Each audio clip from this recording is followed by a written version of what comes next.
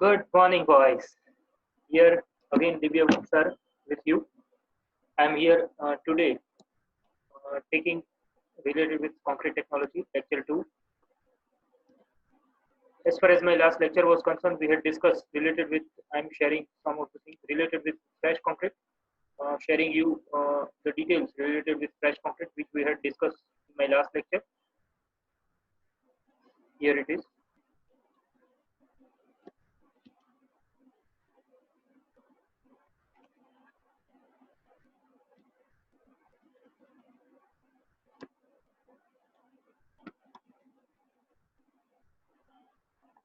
If you can remember, we have discussed related objectives of the lectures, introduction, basic introduction related with the subject I had given you.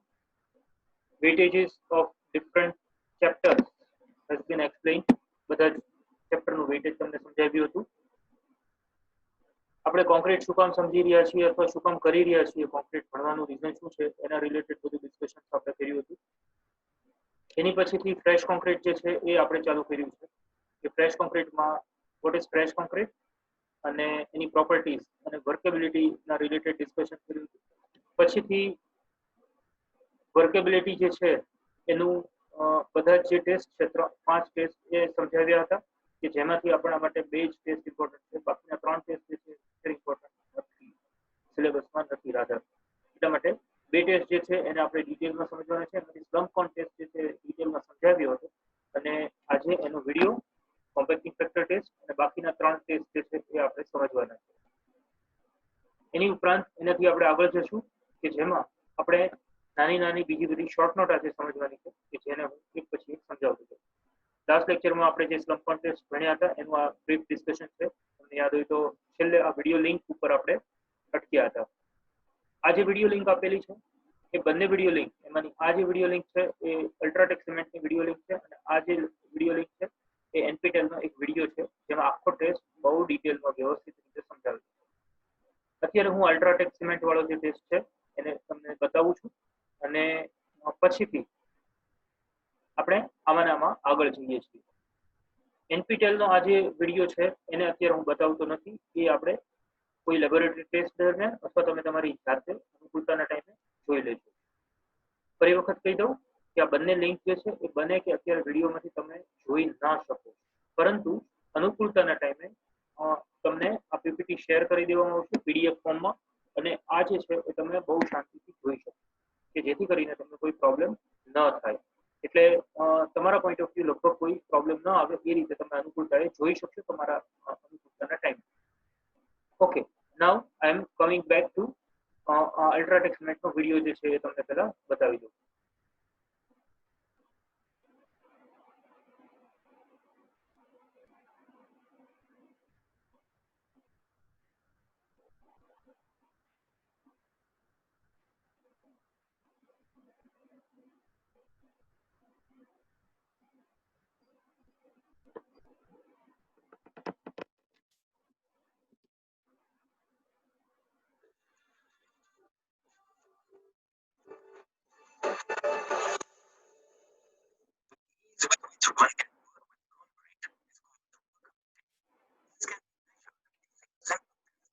Slump test.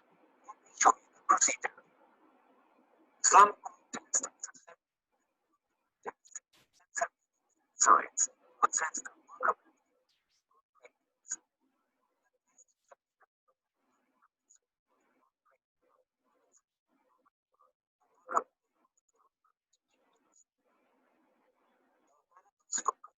Slump section.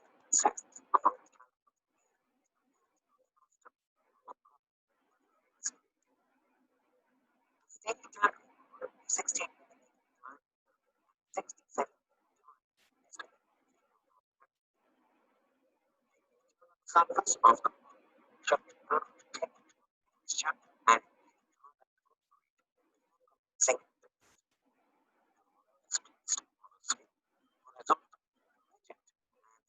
Surface.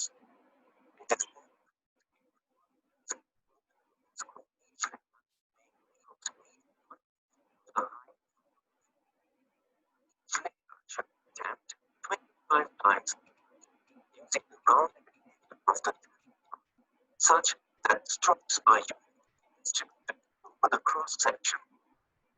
After the top layer is stamped, the concrete is leveled, drawn, so that the mold is exactly to the top. અહીંયા આગળ અલ્ટ્રાટેક સિમેન્ટના જેટલા પણ video તમને બતાવવામાં આવે બધા જ video બહુ પ્રિસાઇઝલી જુઓ. જરૂરિયાતના સમયે એને પોઝ કરીને શાંતિથી સમજવા, અથવા તો અલ્ટ્રાટેક સિમેન્ટની જે કંઈ પણ એપ્લિકેશન યુટ્યુબ ચેનલ જે છે એને વ્યવસ્થિત રીતે સબસ્ક્રાઇબ કરી લેવી, અથવા તો એમાંથી વ્યવસ્થિત રીતે જોવા. એનું ઈચ એન્ડ એવરી સ્ટેટમેન્ટ જે છે એ ખૂબ જ ઇમ્પોર્ટન્ટ હોય છે, કે જેથી કરીને તમને દરેકે દરેક વસ્તુઓ ધ્યાનથી સમજાવવામાં આવે છે. અહીંયા આગળ સ્લમ્પ ટેસ્ટના પહેલા ડાયમેન્શન બતાવ્યા, પછી કઈ રીતે ફિલઅપ કરવાનું એ બતાવ્યું, કઈ રીતે એને ક્લિયર કરવાનું ઉપરનું ટોપ સરફેસ એ બતાવ્યું. હવે એ તમને કઈ રીતે સ્લમ્પ ઊંચો લેવાનો છે એ બતાવે છે, અને ટાઈપ્સ ઓફ સ્લમ્પ જે આપણે ગયા લેક્ચરમાં સમજ્યા હતા, ટ્રુ સ્લમ્પ, કોલેપ્સ સ્લમ્પ અને શિયર સ્લમ્પ, એ ત્રણે ત્રણનું ડિસ્કશન બતાવશે. બહુ ધ્યાનથી સમજવા માટે ટ્રાય કરજો.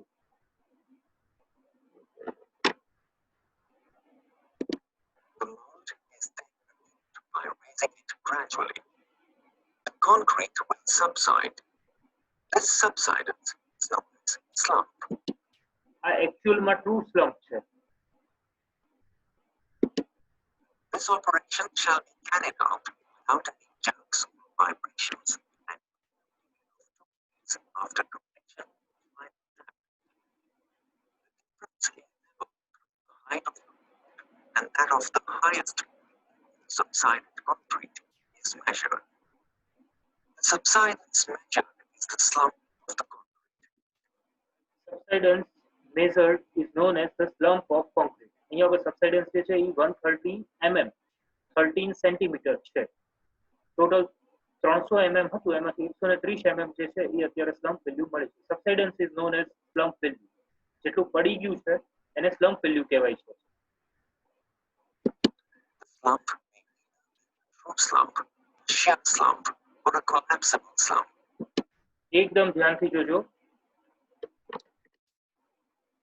ત્રણે ત્રણ ટાઈપના સ્લમ્પ જે છે એ બતાવ્યા છે, અને હજી ફરી વખત બતાવશે. ટ્રુ સ્લમ્પ, શિયર સ્લમ્પ અને કોલેપ્સિબલ સ્લમ્પ.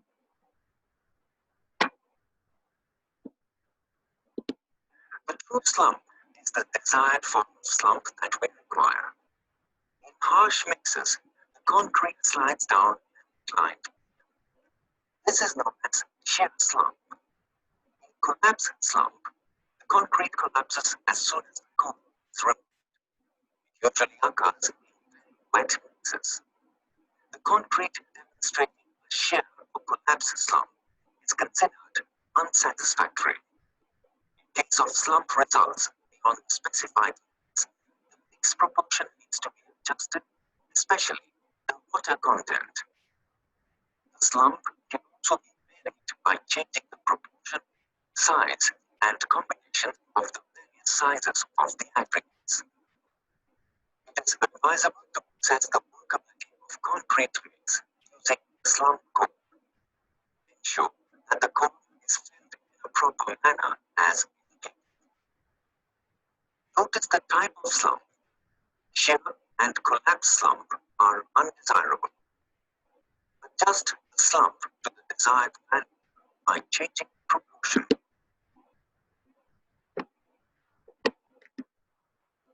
હંમેશા અલ્ટ્રાટેક સિમેન્ટના જે કંઈ પણ વિડીયો આપવામાં આવે છે એના એન્ડમાં તમને આવી સમરી આપવામાં આવે છે. સમરીમાં તમે જો ધ્યાનથી જુઓ, it is advisable to access the workability of concrete mix using slump cone test. Slump cone test is very popular test as far as its use is concern.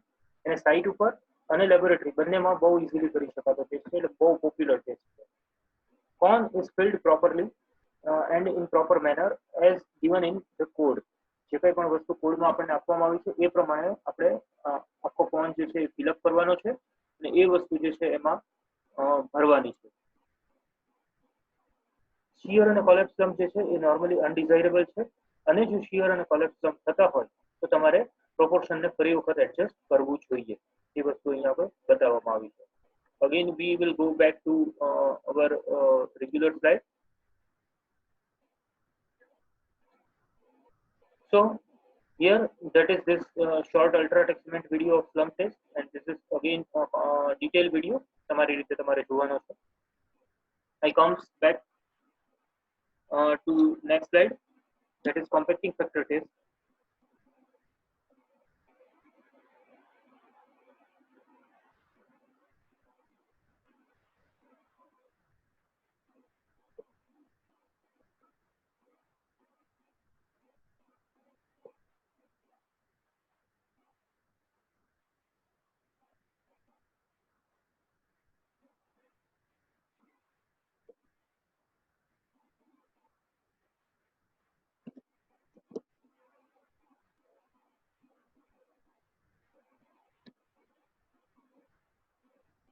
Just a moment.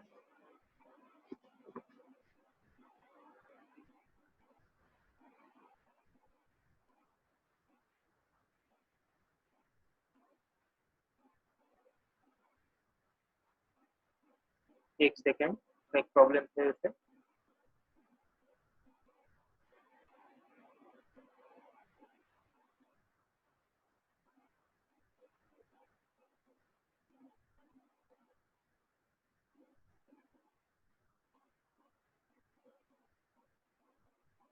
Okay, so here I am coming back to compacting factor test. Boys, this is one another test, very popular test as far as laboratory is concerned. અને આ જે test છે એ એક્ઝામના point of view પણ most IMP ટેસ્ટમાં કેટેગરીમાં છે. મેં તમને કીધું તેમ 3 ટાઈપની કેટેગરી હું આપતો હોઉં છું. First one very most IMP, કે જે 10 માંથી 8 વખત ઓલમોસ્ટ પૂછાતું છે. મોસ્ટ આઈએમપી 6 ટાઈમ્સ પૂછાય. આઈએમપી 3 ટાઈમ્સ પૂછાય, 2 કે 3 ટાઈમ્સ પૂછાય. અને કાંઈ ન કહું એટલે એક્ઝામમાં ક્યારેક પૂછાઈ જતું હોય. So this is one of very most time question કે એક્ઝામમાં ઘણી બધી વખત પૂછાતું હોય છે. along with slump test અથવા બંને એક્ઝામમાં ઘણી બધી વખત પૂછાતા હોય છે. ઓકે, નાઉ compacting factor test જે છે, let me give full screen. compacting factor test જે છે એ ટેસ્ટ જે છે એમાં હોપર A આપેલું છે, હોપર બી આપેલું છે અને આ સિલિન્ડર આપેલો છે. હોપર એ જે છે એની નીચે આપણને આપેલું છે શટર એ. હોપર બી ની નીચે આપણને આપેલું છે શટર બી. આ જે છે એનું હેન્ડલ છે, અહીંયા આગળ એનું એ નું હેન્ડલ છે અને આ જે છે એ બી નું હેન્ડલ છે. નોર્મલી આને હોપર એ કહેતા હોય છે અને હોપર બી કહેતા હોય છે. ક્યારેક આને ટોપ હોપર અને આને બોટમ હોપર એવું પણ કહેતા હોય છે. આમાંથી કંઈ પણ વસ્તુ આપણે કહી શકીએ.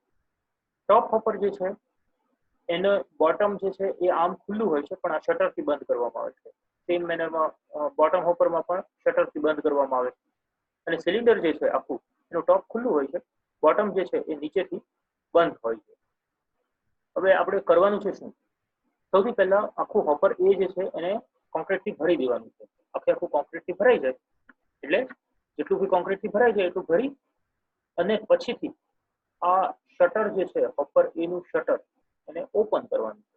એટલે શું થશે કોન્ક્રીટનું? હોપર એ નું કોન્ક્રીટ જે છે એનું શું થશે હવે? ફાઇન, એ હોપર બી માં આવી જશે. હોપર બી માં બધું કોન્ક્રીટ જે છે પડશે અને થોડું ઘણું કોન્ક્રીટ નીચે પણ પડી જાય. Very fine. ફરી વખત હોપર બી જે છે એનું શટર બંધ હતું અત્યાર સુધી, એટલે બધું હોપર બી માં કોન્ક્રીટ પડ્યું છે. અત્યારે હોપર બી નું શટર પણ ખોલવામાં આવે છે એટલે કોન્ક્રીટ આવી જશે આખું બધું જ સિલિન્ડરમાં. હોપર બી નું શટર ખોલીએ એટલે બધું જ કોન્ક્રીટ પડી અને નીચે સિલિન્ડરમાં આવી જાય અને આ સિલિન્ડર જે છે આખું ભરાઈ જાય છે. હવે આ સિલિન્ડરનું વેઇટ કરવાનું છે. That is known as weight of partially compacted cylinder, weight of partially compacted concrete.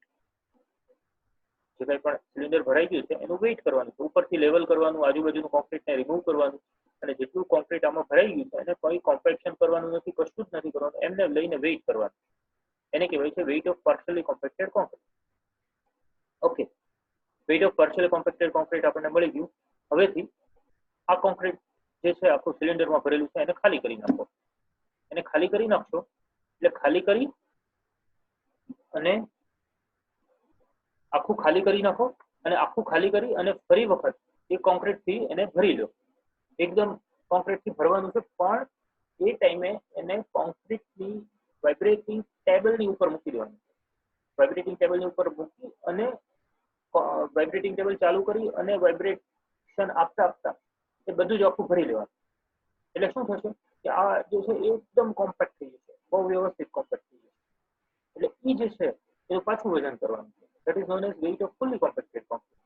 હવે પાછું એક ક્વેશ્ચન આવે તમારા મગજમાં કે પહેલું જે કોન્ક્રીટ ભર્યું હતું પહેલી વખતે તમે જેને પાર્શિયલી કોમ્પેક્ટેડ કોન્ક્રીટ કહેતા હતા એનું જ આપણે વેઇટ લઈ લીધું હોય તો એને જ અથવા કોમ્પેક્ટ કરી નાખીએ તો ના, એવું ન ચાલે. એને આપણે ફુલ્લી કોમ્પેક્ટ ન કરી શકીએ, ન કર્યું કહેવાય. એટલે આપણે આને આખું ખાલી કરવાનું, એને પાછું ભરતા જવાનું અને ભરતી વખતે આખું વાઇબ્રેટિંગ ટેબલ ચાલુ રાખીને એને ભરી જવાનું. That is known as weight of fully compacted concrete. એટલે weight of partially compacted concrete upon weight of fully compacted concrete, એ જે રેશિયો છે એને કહેવાય છે compacting ratio, compacting factor. Okay, so here it is weight of fully compacted concrete upon weight of partially compacted concrete. Sorry, weight of partially compacted concrete upon weight of fully compacted concrete, that is known as compacting factor. અને કોમ્પેક્ટિંગ ફેક્ટરની value કેટલી હોય અને સ્લમ્પની value કેટલી હોય એ વસ્તુ જે છે અહીંયા આપણે ટેબલના ફોર્મમાં આપી છે.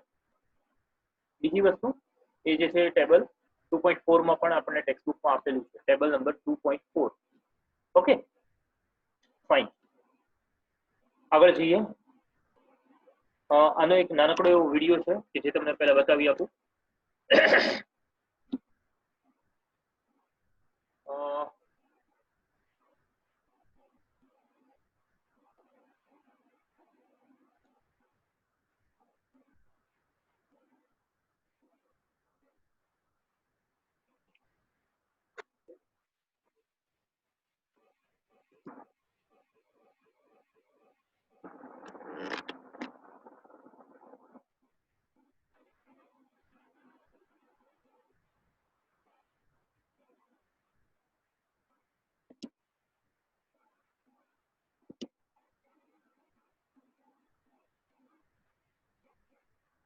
Mixed concrete.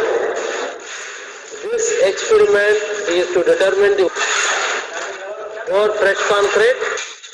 તમે જુઓ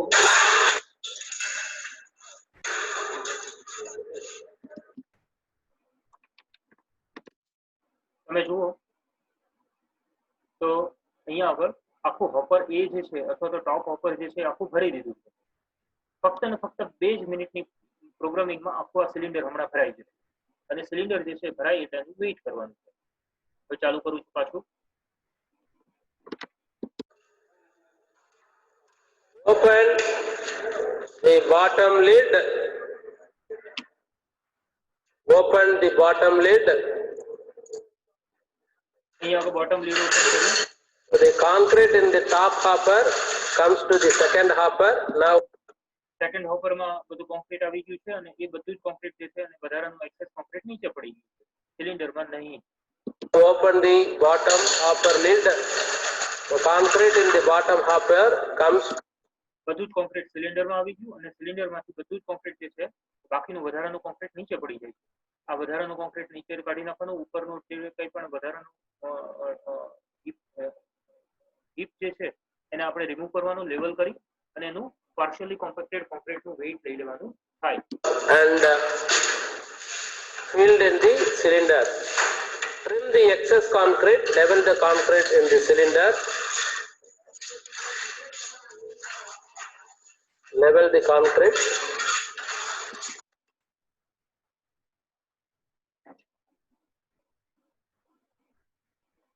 So weight of partially compacted concrete plus the weight of cylinder is W2.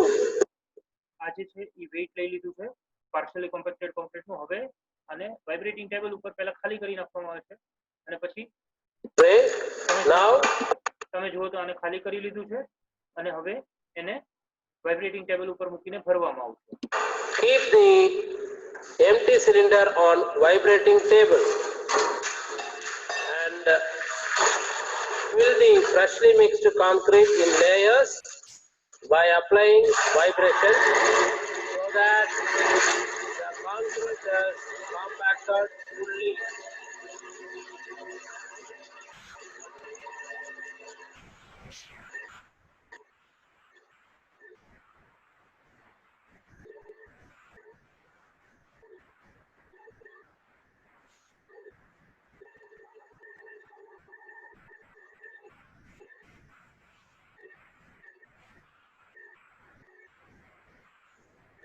level in concrete?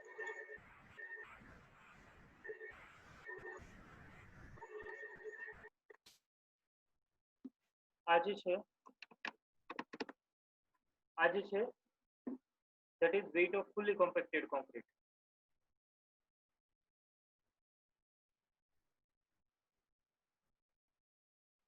આજે છે that is weight of fully compacted concrete.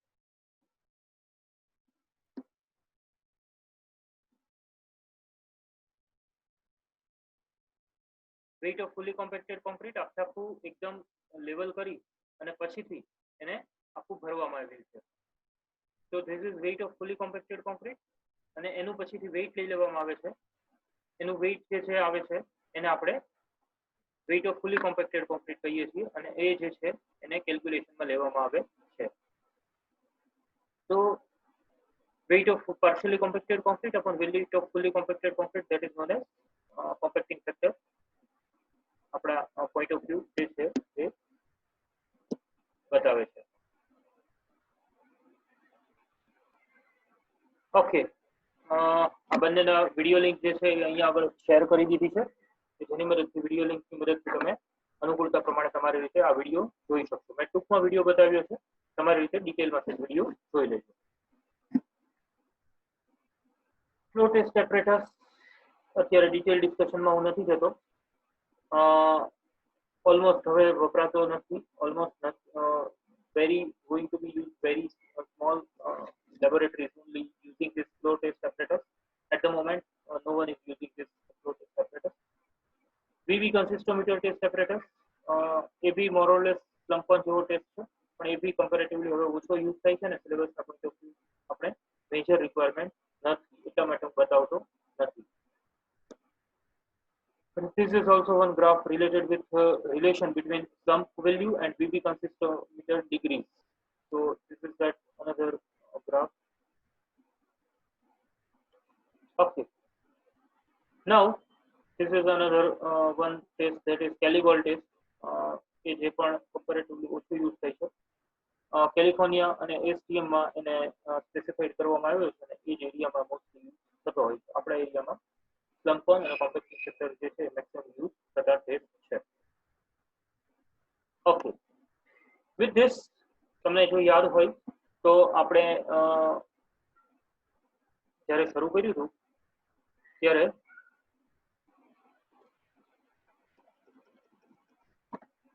આખું જે ચેપ્ટર જે છે ફ્રેશ કોન્ક્રીટનું, આ શરૂઆતમાં લઈ જાઉં છું તમને, શરૂઆતનું થોડું બતાવું છું.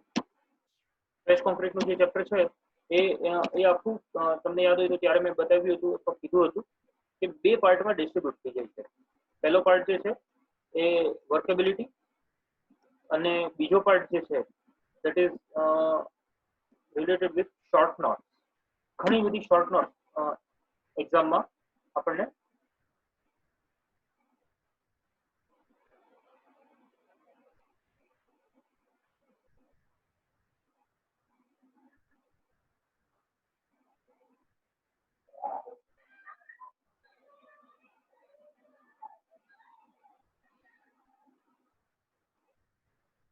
એક્ઝામના પોઈન્ટ ઓફ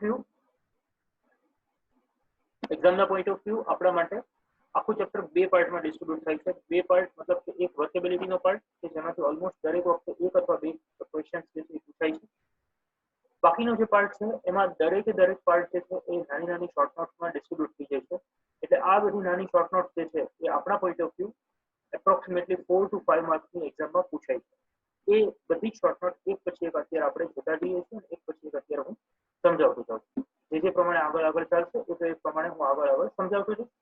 દરેકના કંઈક ને કંઈક વિડીયો છે, એ વિડીયો પણ પેરેલલી તમને સમજાવતો છું. Anyway I am starting with one another short note, that is water cement ratio at the moment.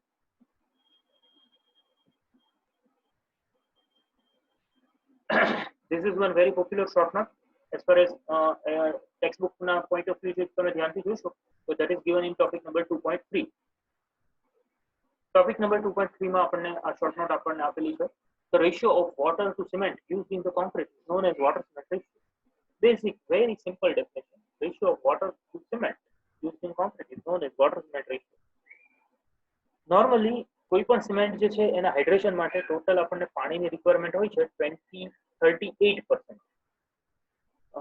23% જે છે એ પાણી જોઈએ છે, 23% પાણી જોઈએ છે હાઇડ્રેશન માટે, અને 15% પાણી જે છે એ જોઈએ છે કેપિલરી વચ્ચેના જે કંઈ પણ કેપિલરી જે હોય છે એને ફિલ અપ કરવા માટે. એટલે એમ મળીને ટોટલ 38% વોટર જે છે ધેટ ઇઝ એસેન્શિયલ. મતલબ કે આટલું પાણી જો હોય તો જ સિમેન્ટ વ્યવસ્થિત હાઇડ્રેટેડ થાય છે. હવે માની લો કે આનાથી ઓછું પાણી હોય તો શું થાય? સિમેન્ટનું હાઇડ્રેશન પૂરું નહીં થાય. સિમેન્ટનું જો હાઇડ્રેશન પૂરું નહીં થાય તો એમાં આપણને એપ્રોપ્રિએટ સ્ટ્રેન્થ નહીં મળે. જો એપ્રોપ્રિએટ સ્ટ્રેન્થ નહીં મળે તો સિમેન્ટ વેસ્ટ થશે, મતલબ કે વેસ્ટેજ ઓફ મની. એટલે 38% કરતા ઓછું વોટર કન્ટેન્ટ આપણે રાખવાનું નથી. ઓકે, 38% થી વધારે રાખીએ તો શું થાય? ઓબ્વિયસ છે કે થોડીક સ્ટ્રેન્થ કદાચ ઓછી મળે, પણ સર સ્ટ્રેન્થ ઓછી જ જોઈતી હોય તો મારે M20 ગ્રેડનું કે M15 ગ્રેડનું મિક્સ જોઈતું હોય તો હા, એના માટે normally higher water cement ratio જે છે એ આપણે ચાલતો હોય. મતલબ કે એપ્રોક્સિમેટલી તમે એવું કહી શકો કે 50%, 55%, 60%. એટલે વોટર સિમેન્ટ રેશિયો જે છે 0.5, 0.55, 0.6 રિસ્પેક્ટિવલી થાય. એટલે એનો મતલબ એમ થયો કે આપણે 38% જ જરૂર હોય છે, પણ આપણે કમ્પેરેટિવલી વધારે પાણી રાખીએ અને વર્કેબિલિટી વધારીએ. પાણી વધારે નાખીએ તો વર્કેબિલિટી વધારે મળે, પાણી ઓછું નાખીએ તો વર્કેબિલિટી ઓછી મળે. તો that is that basic fundamental. એટલે અહીંયા આગળ એ બધી વસ્તુ જે છે એ પછી એક ફરી વખત તમને સમજાવવામાં આવી છે. When concrete is fully compacted, compressive strength is inversely proportional to water cement ratio. આ છે ડફ-આબ્રમ્સ લો, અને ડફ-આબ્રમ્સ લો જે છે એની એક શોર્ટનોટ પણ આપણે પછીથી પાછી ભણવાની છે. When concrete is fully compacted, એકદમ પૂરેપૂરું કોમ્પેક્ટ કરેલું હોય ત્યારે compressive strength is inversely proportional to water cement ratio. If water cement ratio is greater than 38%, workability high but strength is low. મેં તમને કીધું એમ કે M15 કે M20 ગ્રેડનું કોન્ક્રીટ બનાવવું હોય તો બની શકે કે વર્કેબિલિટી ઊંચી રાખી અને સ્ટ્રેન્થ ઓછી મળે. અને if less than 38%, workability and strength both are low. Strength કેમ છે ઘટી જાય છે? કારણ કે પૂરેપૂરું આપણે એનું હાઇડ્રેશન નથી થતું, સિમેન્ટનું પૂરેપૂરું હાઇડ્રેશન નથી થતું, એટલે વર્કેબિલિટી તો ઓછી મળે જ છે, પણ સાથે સાથે સ્ટ્રેન્થ પણ ઘટી જાય છે. So this is that water cement ratio. અને એક્ઝામના પોઈન્ટ ઓફ વ્યૂ ઘણી બધી વખત શોર્ટ નોટ પૂછાતી હોય છે. Topic number 2.3. Okay, we should go ahead. પછીનું છે ડફ-આબ્રમ્સ લો. ડફ-આબ્રમ્સ લો જે છે એ અહીંયા આપણે ભણી ચૂક્યા. When concrete is fully compacted, compressive strength is inversely proportional to water cement ratio. બરાબર છે? તો એમાં શું શું એઝમ્પશન કરી છે? તો ભાઈ કમ્પ્લીટ ક્યુરિંગ થઈ ગયેલું હોય. એઝમ્પશન્સ ઓફ ડફ-આબ્રમ્સ લો જે છે એની એઝમ્પશન્સ આવી છે કે કમ્પ્લીટ ક્યુરિંગ, પૂરેપૂરું કોમ્પેક્શન થઈ ગયેલું છે કોન્ક્રીટનું, આખામાં સેમ ટેકનિક તે સિમેન્ટ બધી જગ્યાએ યુઝ કરી છે, અને મોઇસ્ચર કન્ટેન્ટ જે છે એ બહુ લિમિટેડ મોઇસ્ચર કન્ટેન્ટ છે. તો એના માટે ઇક્વેશન આપણને આપેલું છે FC K1/K2 raised x. K1 and K2 that are constant. K2 ની વેલ્યુ 7 છે અને K1 ની value 100 lbs per square inch. That is also one constant. અને x જે છે that is water cement ratio by volume for 28 days result. FC that is compressive strength. So K1 K2 depends on the એટલે આ એક નાનકડી એવી graph અને short note જે છે ક્યારેક એક્ઝામમાં પૂછાતી હોય છે. રેરલી ડફ-આબ્રમ્સ લો બહુ ઓછી પૂછાય છે, તમારી રીતે તમે જોઈ શકો છો. ઓકે, આગળ જઈએ. પછીની છે short note gel space ratio. Cement combined, topic number is 2.5. Cement combined with water and produce high viscous and thick material known as gel. Gel space ratio that is equal to volume of gel to the space available, અથવા તો volume of hydrated cement base upon volume of hydrated cement plus capillary porous, બંનેનો total. So that is known as gel space ratio. એક્ઝામમાં લગભગ પૂછાયેલું નથી. Topic number 2.5 માં ડિટેલમાં વધારે આપેલું છે. એનું થોડું કેલ્ક્યુલેશન અને એના ડિસ્કશન જે છે એને હું સ્કીપ કરું છું. એનો એક્ઝામ્પલ પણ ગણ્યો છે, એને પણ સ્કીપ કરું છું. મેજર રિક્વાયરમેન્ટ નથી અત્યારે, અને એક્ઝામમાં પણ બહુ રેર પૂછાય છે, અત્યારે સ્કીપ કરું છું. ઓકે, પછીની શોર્ટ નોટ છે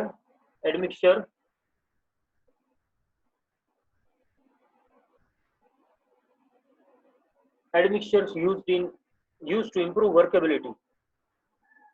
Which are the admixtures helpful for improving workability for concrete? Workability ના ટોટલ 3 ટાઈપના એડમિક્સચર છે. વર્કેબિલિટી ઇમ્પ્રુવમેન્ટ કરવા માટેના એડમિક્સચરના ચેપ્ટરમાં પણ તમે થોડું ડિટેલમાં ભણ્યા હશો. Air entraining agent, water reducing agent અને ફાઇનલી ડિવાઇડેડ મટીરિયલ, આ 3 ટાઈપના મેઇનલી એડમિક્સચર છે. એમાં વોટર રિડ્યુસિંગ એજન્ટ છે એ વોટર રિડ્યુસિંગ એક્સેલરેટર અને વોટર રિડ્યુસિંગ રિટાર્ડર એમ બંનેમાં ડિસ્ટ્રીબ્યુટ થાય છે. એર એન્ટ્રેનિંગ એજન્ટ જે છે ધેટ પ્રોડ્યુસીસ સ્મોલ એર બબલ્સ. કોન્ક્રીટમાં આપણે નાખીએ વોટર એન્ટરિંગ એજન્ટ તો એમાં સ્મોલ એર બબલ્સ થઈ જાય છે. that all are working as a ball bearing. So for example, these are the name of that admixtures available in the market. Air entraining agents na water reducing accelerators that gives more workability and rapid strength. એકદમ પાણી ઘટાડી દે અને ખૂબ strength આપે, workability પણ ખૂબ આપે. that is known as water reducing accelerator. Water reducing retarders gives more workability but slow setting. Setting જે છે એ ઘણી બધી જગ્યાએ બહુ લાંબા ટાઈમ સુધી ચલાવવું હોય, જેમ કે રેડીમિક્સ કોન્ક્રીટ કે જેમાં સેટ ના થઈ જવી જોઈએ કોન્ક્રીટ અને વર્કેબિલિટી પણ વધારે આપવી પડે, એમાં વોટર રિડ્યુસિંગ રિટાર્ડર્સ યુઝ કરવામાં આવે છે. રેડીમિક્સ કોન્ક્રીટના જે તમને યાદ હોય તો પહેલા જે કોન્ક્રીટના બેચિંગ પ્લાન્ટમાંથી કોન્ક્રીટ મિક્સચર કરતા હોય છે, હવે ભાવનગરમાં પણ તમને જોવા મળે છે. તો that all are known as, એમાં નોર્મલી વોટર રિડ્યુસિંગ રિટાર્ડર્સ યુઝ કરવામાં આવે છે. એટલે gives more workability but slow setting slow થાય. સ્ટ્રેન્થ એટલી જ મળે છે. સેટિંગ અને સ્ટ્રેન્થ એ બંને અલગ વસ્તુ છે, એટલે એ વસ્તુ જે છે એ ખાસ યાદ રાખવાની. ફાઇનલી ડિવાઇડેડ મટીરિયલ્સ, એકદમ ફાઇન મટીરિયલ્સ યુઝ કરવા કે જેમાં more workability and reduces bleeding. Bleeding જે છે એ ઘટાડી છે અને વર્કેબિલિટી વધારી છે. That is known as finally divided material કે જે પણ યુઝ થતા હોય છે. These are the basically types of admixture used in for improving workability. આ એક વિડીયોની લિંક છે કે જે અહીંયા આપણે શેર કરી છે, તમારી રીતે તમે જોવા માટે ટ્રાય કરજો કે જેથી કરીને તમને કંઈ વધારે આઈડિયા આવી શકે.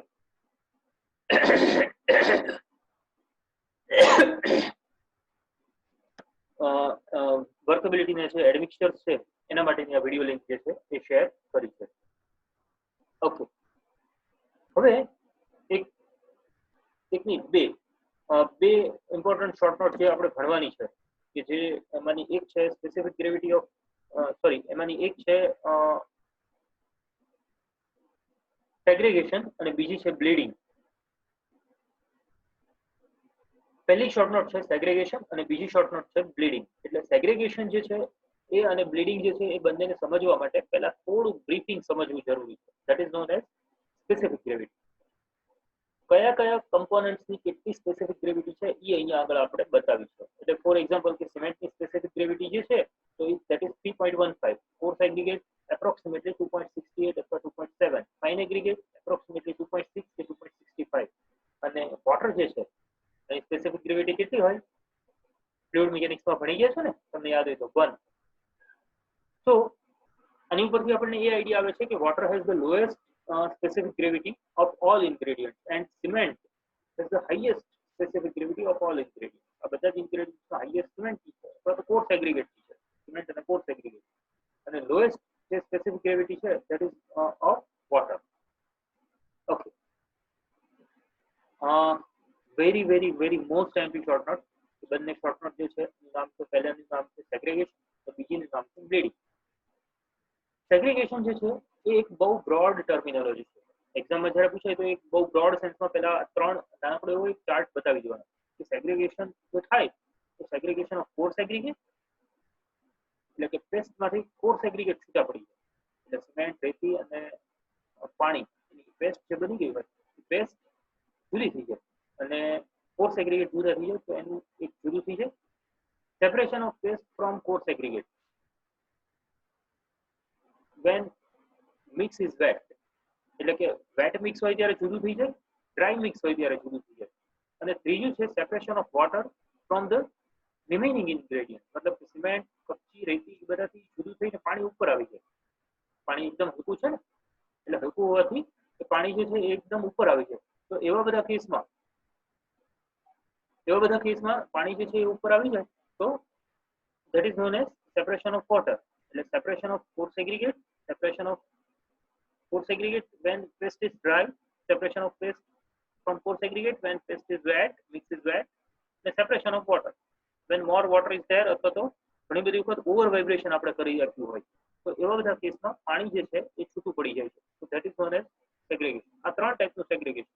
પણ અહીંયા આગળ આપણે આ બે ટાઈપના જે સેગ્રેગેશન છે પહેલા બે સેપરેશન ઓફ પોર સેગ્રીગેટ એને આપણે સેગ્રેગેશન કહીએ છીએ પોપ્યુલરલી અને આ જે સેગ્રેગેશન છે એને નોર્મલી કહેવાય છે બ્લીડિંગ.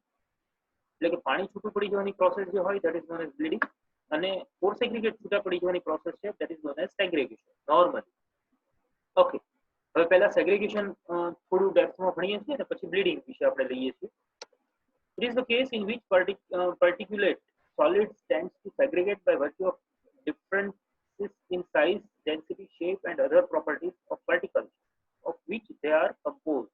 બધાથી છૂટું પડી જાય, પોર સેગ્રીગેટ છૂટા પડી જાય તો એને નોર્મલી સેગ્રેગેશન કહેવામાં આવે છે. What are the reasons? કયા રીઝન્સ છે? તો રીઝન્સ જે છે that are badly mixed proportion. Proportion જે છે એ વ્યવસ્થિત ન રાખ્યા હોય, મિક્સ પ્રોપોર્શન વ્યવસ્થિત ન થયું હોય, બેડલી મિક્સ હોય. મોર વોટર, બહુ બધું પાણી એમાં આપણે એડ કરી દીધું હોય તો પણ એવું થઈ જાય. થ્રો ફ્રોમ હાઈટ, બહુ ઊંચાઈ ઉપરથી આપણે ફેંક્યું હોય પાણી જે છે, અરે કોન્ક્રીટ જે છે એને ઊંચાઈ ઉપરથી ફેંકીએ તો એ છૂટું પડી જાય તો એવા ટાઈમે અગેન સેગ્રીગેશન થઈ જાય. કન્વેયર બેલ્ટ અથવા બોરો વ્હીલ્સ આપણે યુઝ કર્યું હોય, બહુ લોંગ ટ્રાન્સપોર્ટેશન માટે જવાનું હોય તો કન્વેયર બેલ્ટ અથવા તો બોરો વ્હીલ્સ આપણે યુઝ કરીએ તો પણ આવું થતું હોય. તો આવા બધા કેસમાં નોર્મલી સેગ્રીગેશન થઈ જતું હોય. તો સેગ્રીગેશન થઈ જાય તો એ કોન્ક્રીટ એપ્રોપ્રિએટ નથી, એ કોન્ક્રીટ જે છે આપણે યુઝ નથી કરવાનું અથવા તો એ કોન્ક્રીટ જે છે એને આપણે ફરી વખત મિક્સ કરવાનું છે અથવા તો એને ડિસ્ટ્રોય કરવાનું છે. મતલબ કે segregation is not one desirable thing, યોગ્ય બાબત નથી, એ વસ્તુ ન થવી જોઈએ. ઓકે, તો next short note that is bleeding. Bleeding in fresh concrete refers to the process where free water in the mix is pushed upward to the surface due to the settlement of heavier solid particles such as the cement and water.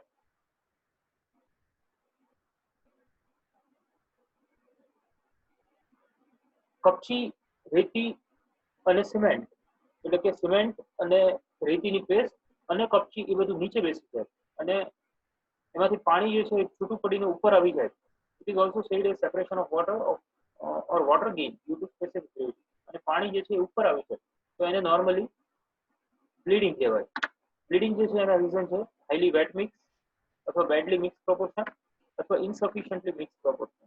આમાંથી કોઈ પણ reason હોય તો bleeding જે છે પાણી ઉપર આવી જાય. ઓવર કોમ્પેક્શન જે છે એ પણ એક રીઝન છે કે જેમાં આપણે કોમ્પેક્શન વધારે પડતું કર્યું હોય તો પણ bleeding થઈ જતું હોય. Again, bleeding is also not desirable part as far as appropriate thing as far as concrete is concerned. Bleeding થઈ ગયું હોય તો પણ આપણે એનો એપ્રોપ્રિએટ પ્રિકોશન લેવા જોઈએ અથવા તો એનું કંઈક સોલ્યુશન કરવું જોઈએ. શું કરવું જોઈએ એ બધું પછીનો પ્રશ્ન છે. સો પાછા જઈએ સહેજ. 3 શોર્ટ નોટ, 4 શોર્ટ નોટ આપણે ભણ્યા. પહેલી હતી વોટર સિમેન્ટ રેશિયો, બીજી હતી જેલ સ્પેસ રેશિયો, ત્રીજી હતી વર્કેબિલિટી એડમિક્સચર, એક્ઝામમાં ક્યારેક ક્યારેક પૂછાતું હોય છે, અને ચોથી જે છે ધેટ ઇઝ સેગ્રેગેશન, અને પાંચમી જે છે ધેટ ઇઝ બ્લીડિંગ. આ 5 શોર્ટ નોટ જે છે એ એક્ઝામના point of view very very important. Again topic number આપણને આપેલું છે ટોપિક નંબર 2.7. 2.7 માં આખી શોર્ટ નોટ જે છે એ આપણને આપી દીધેલી છે. એટલે તમારી રીતે તમે સહેજ જોજો જેથી કરીને તમને આઈડિયા આવી શકે. બીજી એક વસ્તુ, કોન્ક્રીટ ટેકનોલોજીનો જ્યાં સુધી કન્સર્ન છે ત્યાં સુધી તમારે ક્વિઝ અને એસાઇનમેન્ટ બંને વસ્તુ જે છે એ આપવાના છે.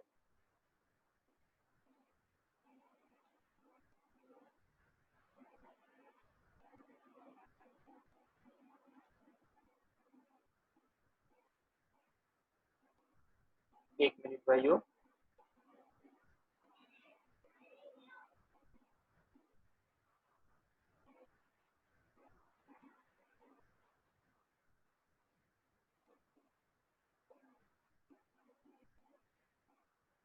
તો કોન્ક્રીટ ટેકનોલોજીનું જ્યાં સુધી કન્સર્ન છે ત્યાં સુધી તમારે ક્વિઝ તમને ક્વિઝ ગૂગલ મીટ ઉપર તમને શેર કરવામાં આવશે અથવા તો તમને ગૂગલ ફોર્મ થી આપવામાં આવશે ગૂગલ મીટ ઉપર નહીં માઇક્રોસોફ્ટ ટીમમાં માઇક્રોસોફ્ટ ફોર્મ આપવામાં આવશે અથવા તો ગૂગલ ફોર્મ આપવામાં આવશે કે જેની મદદથી તમારે શોર્ટ ક્વિઝના આન્સર્સ આપવાના હશે કોન્ક્રીટ ટેકનોલોજીમાં. અને બીજી વસ્તુ એસાઇનમેન્ટ આપવામાં આવશે કે જે એસાઇનમેન્ટ જે છે એ ટાઈમે ટાઈમે તમારે તમારી જાતે લખવાના છે. એસાઇનમેન્ટ આ પીપીટી અને ક્વિઝ એ બધું ટાઈમ બાય ટાઈમ અપલોડ કરવામાં આવશે કે જે તમે આપણા વોટ્સએપ ગ્રુપ થ્રુ તમને મળતું રહેશે. એટલે આ બધી વસ્તુ જે છે એ પછી એક થોડું અપડેટેડ રહેજો. નેક્સ્ટ લેક્ચરમાં આપણે અગેન આમાંથી થોડા આગળ જશું અને જે બીજી શોર્ટ નોટ્સ છે આગળની એ બધી તમારી સાથે ડિસ્કસ કરીશ. એટલે જેથી કરીને તમને ઓલમોસ્ટ ફ્રેશ કોન્ક્રીટનું ચેપ્ટર પૂરું થઈ જાય. ફ્રેશ કોન્ક્રીટ ફરી વખત યાદ કરાવી દઉં, 10 થી 12 માર્ક, 12 થી 15 માર્ક, 10 થી 12 નહીં, 12 થી 15 માર્કનું ચેપ્ટર એપ્રોક્સિમેટલી 2 પાર્ટમાં ડિસ્ટ્રીબ્યુટ થાય. વર્કેબિલિટી અને શોર્ટ નોટ્સ. જે શોર્ટ નોટ્સ છે એ બધી આપણે ચાલુ કરી, વર્કેબિલિટીનો પાર્ટ પૂરો કર્યો. વર્કેબિલિટીમાં કોમ્પેક્ટિંગ ફેક્ટર ટેસ્ટ સુધીનું જે છે પાર્ટ એ આખો વર્કેબિલિટીનો પાર્ટ છે. તમારી ટેક્સ્ટબુકમાં પણ તમે સાથે સાથે જોતા જજો જેથી કરીને તમને થોડો આઈડિયા આવતો જશે. જ્યારે જ્યારે પીપીટી ભણાવું ત્યારે જ્યારે તમે વિડીયો જોવા બેસો ત્યારે તમે ટેક્સ્ટબુક અને સાથે સાથે એક રફ બુક લઈને બેસજો કે જેથી કરીને કંઈ પણ વસ્તુને નોટ કરવી હોય તો તમે કરી શકો. Till then all the best, enjoy lockdown અને stay home, stay safe. Thank you.